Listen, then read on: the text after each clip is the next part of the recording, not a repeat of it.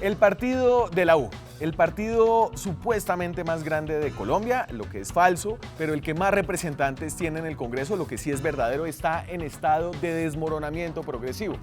Y no solamente porque sus dos mayores electores en el Senado, Musa Besaile y el ñoño Elías, están vinculados ahora al proceso de corrupción de Odebrecht, lo que es grave no tanto por el daño reputacional que eso pueda causar en el partido, ni sobre estos dos prohombres de la patria, sino porque Musa y el ñoño podrían estar en la cárcel cuando les toque el turno de poner los votos para el partido de la U.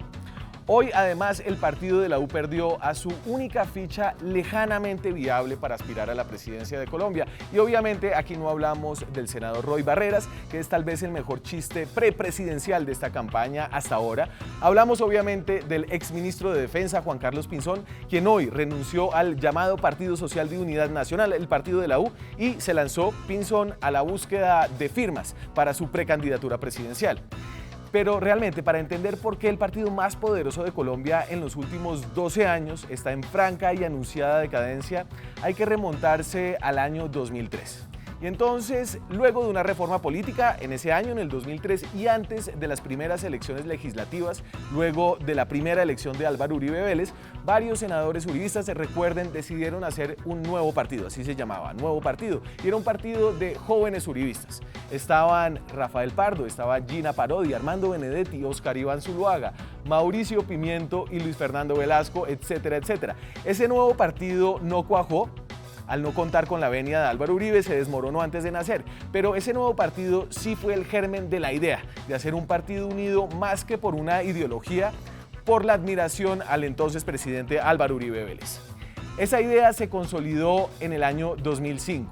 En medio de la campaña reeleccionista de Uribe. Todo empezó con un rumor de José Obdulio Gaviria, que entonces era asesor de Uribe en la Casa de Nariño, y luego se formalizó cuando Uribe nombró a Juan Manuel Santos sorpresivamente como jefe de la bancada que apoyaba a Uribe en el Congreso. Obviamente para disgusto del entonces senador Germán Vargas Lleras, que veía a Santos como un liberal oficialista. Juan Manuel Santos y Oscar Iván Zuluaga encabezaron entonces la fundación del partido de la U, por allá cuando la U era realmente la U de Uribe.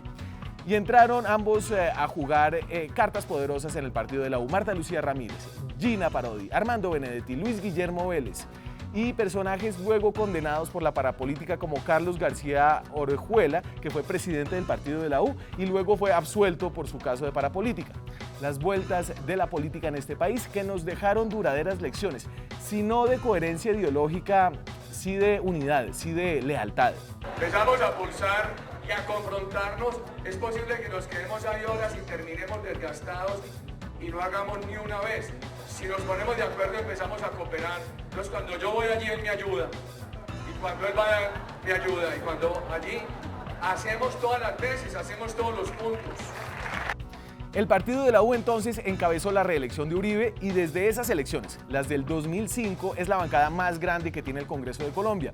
En estos más de 10 años es recordado el partido de la U por haber aportado una visión ideológica confusa, por haber impulsado liderazgos hoy dispersos en otros partidos, Marta Lucía Ramírez, Juan Lozano, José Obdulio Gaviria, Oscar Iván Zuluaga, y es recordado también el partido de la U por haber llevado a la presidencia a Juan Manuel Santos en dos ocasiones, una como uribista y luego como santista. Santos entonces se quedó con el partido al que pobló de varones electorales costeños de ética cuestionada.